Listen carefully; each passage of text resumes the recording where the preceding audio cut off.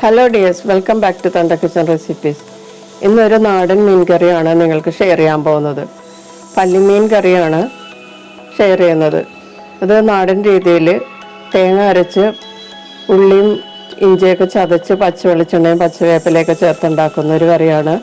വളരെ നല്ല ടേസ്റ്റാണ്. അപ്പോൾ അതെങ്ങനെയാണ് ഉണ്ടാക്കുന്നതെന്ന് നോക്കാം. 500 ഗ്രാം പല്ലിമീൻ ഞാൻ ക്ലീൻ ചെയ്ത് വെച്ചിരിക്കുകയാണ്. കുറച്ച് വലിയ സൈസിലുള്ള മീനാണ് എനിക്ക് കിട്ടിയത്. അതുകൊണ്ട് ഞാനിത് രണ്ടാക്കി കട്ട് ചെയ്ത് വെച്ചിട്ടുണ്ട്. നല്ല സോഫ്റ്റ് ആയിട്ടുള്ളൊരു മീനാണിത്. അരപ്പ് റെഡിയാക്കാൻ വേണ്ടിയിട്ട് ഒരു മുറി തേങ്ങയുടെ ചിരകിയ തേങ്ങ എടുത്തിട്ടുണ്ട്.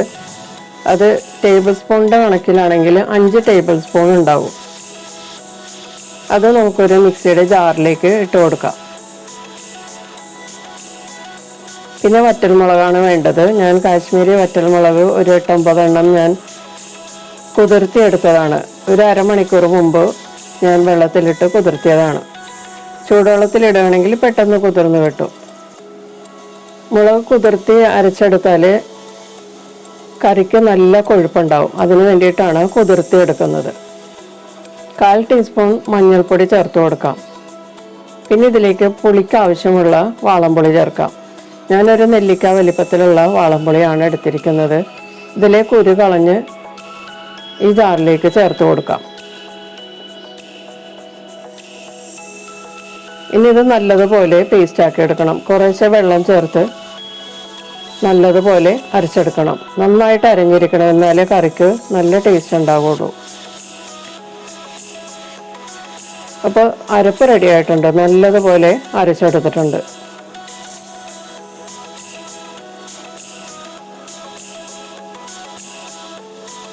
ഇനി നമുക്ക് കറി വെക്കാനുള്ള ഒരു കുഴിവെള്ള കടായിയോ അല്ലെങ്കിൽ മൺചട്ടിയോ എടുക്കാം.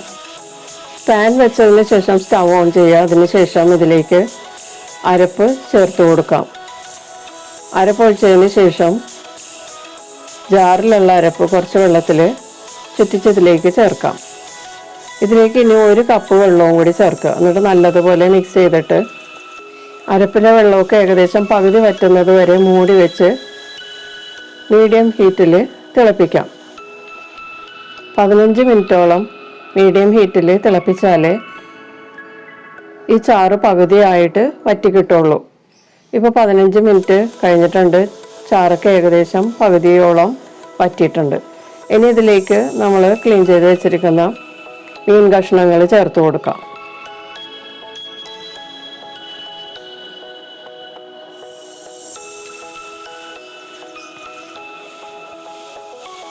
മീൻ കഷ്ണങ്ങൾ ചേർത്തതിന് ശേഷം ഈ ചാറിൽ മുങ്ങിക്കിടക്കുന്ന രീതിയിൽ സ്പൂൺ കൊണ്ട് അഡ്ജസ്റ്റ് ചെയ്യാം.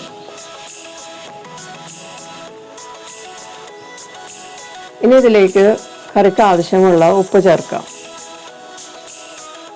ഉപ്പ് ചേർത്ത് ഒന്ന് മിക്സ് ചെയ്തതിന് ശേഷം മീൻ കഷ്ണങ്ങളൊക്കെ ഒന്ന് വേകുന്നത് വരെ മൂടി വെച്ച് വേവിക്കാം. ഒരു 12 മിനിറ്റെങ്കിലും മൂടി വെച്ച് വേവിക്കണം. മീഡിയം ഹീറ്റിൽ വേവിക്കാം. ഇപ്പോൾ 12 മിനിറ്റ് കഴിഞ്ഞിട്ടുണ്ട്. നമുക്കിതൊന്ന് തുറന്ന് നല്ലതുപോലെ ഒന്ന് മിക്സ് ചെയ്ത് കൊടുക്കാം.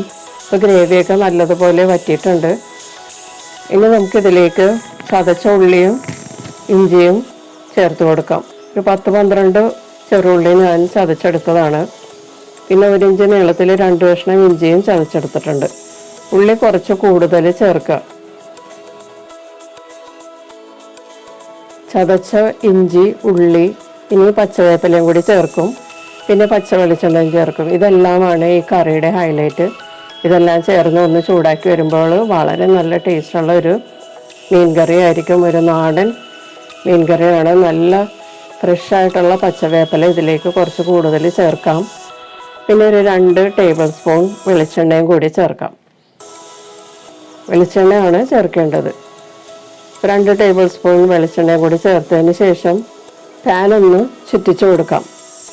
സ്പൂൺ കൊണ്ട് ഇളക്കിയാൽ മീൻ കഷ്ണങ്ങൾ പൊടിഞ്ഞു പോകും. അതുകൊണ്ടാണ് പാൻ ഒന്ന് പതിയെ ചുറ്റിച്ചതിന് ശേഷം മൂടി വെച്ച് ലോ ഫ്ലെയിമിൽ ഒരു 5 മിനിറ്റ് നമുക്ക് ഒന്നുകൂടി കുക്ക് ചെയ്തെടുക്കാം.